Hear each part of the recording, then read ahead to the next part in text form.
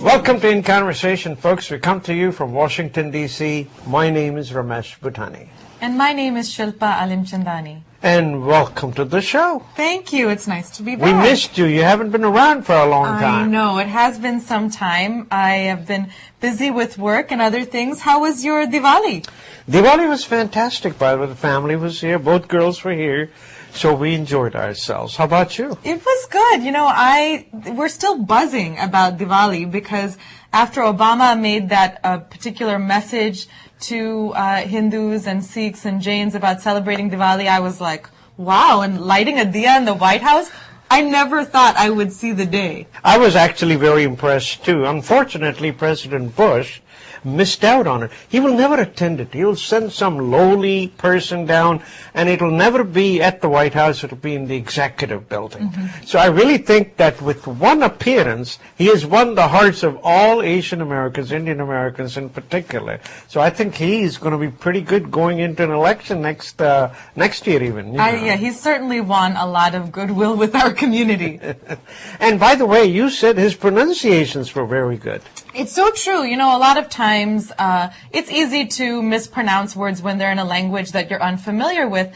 And whoever was advising President Obama did a really nice job of coaching him. He really said Diwali properly. He made that effort, and I appreciated it. And, of course, all the Indian Americans that he has appointed at high positions were all there right at the front. That's right. So it was good to see.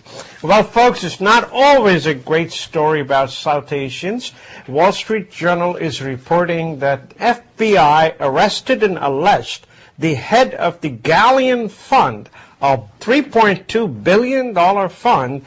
Raj Rajaratnam is the hedge fund manager and the owner, and he was arrested on the basis that he got inside information from IBM, from McKinsey, from AMD, and from this young lady who was a friend of one of the people. And they are alleging that in 2006, this is that old a story, that he received these tips and made $20 million. Now, he's a billionaire. $100 million bail was set, and he paid it, and he was home on Saturday. And one thing he said, now, come on. 1,000 people call me every day, and they pitch me ideas. So there were ideas being pitched. In fact, Wall Street Journal, even though they did the story, in the editorial, they're saying, come on, $20 million, you got him? I mean, this is no Gordon Gekko. This is no Wall Street movie. Well, okay, he may not be like Michael Douglas's character in that movie, but I'm sorry, doesn't that just amount to pure greed? It kind of makes me sad. We were talking about South Asian Americans and how successful they've been here in the U.S., and then you hear a story like this, and it's kind of shameful. Actually, no. You know, he's innocent till he's proven guilty. Let me tell you how it started. In 2006, folks, he cut out some checks for a charity here in Maryland, which actually was dealing with tsunami, according to what he says, and he was helping give them $2 million.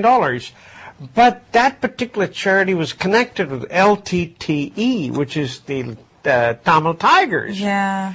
Even though Tamil Tigers went out of business in 2008, FBI was keeping tabs on those particular money, and they thought they might gain a lot more. So they were tapping his phone, and all these conversations came out in this. So this is an old case of 2006. Innocent until proven guilty, but at the same time, so many lives are lost. You know, Anil Kumar from McKinsey, Mr. Moffat from IBM, these are rising stars. I mean, why did they do what they did? They made some very poor choices. Wall Street, the greed is just amazing out there. Well, we can always count on finding some kind of healthcare story in the headlines these days with all of the debate going on Capitol Hill. And I was fascinated by a story in Newsweek called The Cost of Being a Woman. This story is about how many insurance companies actually charge women higher premiums for the same services as men. Very interesting, in part because the federal government does prohibit companies with employees of 15 or more from charging different premiums for men and women. Yet, in the smaller individual market, there are a lot of insurance companies who say, you know what, women go to the doctor more, they have high maternity costs, so we're going to pass those costs on to them and charge them higher premiums. On a state-by-state basis, there have been some attempts to ban this gender rating, they call it, and say that no, premiums should be the same for both men and women. And it seems like that trend is moving forward.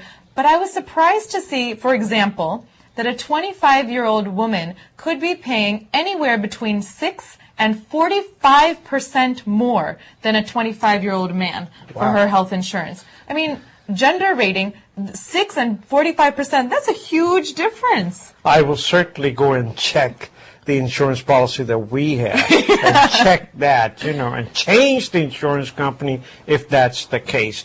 But the almost everyone now is agreeing that the public option is a good option to go to. Folks, government should protect our lives. And I want to tell you, the insurance companies are missing something in here. They need to get on board with the government, and then they can do the government's job, and they can make money by administrating the program.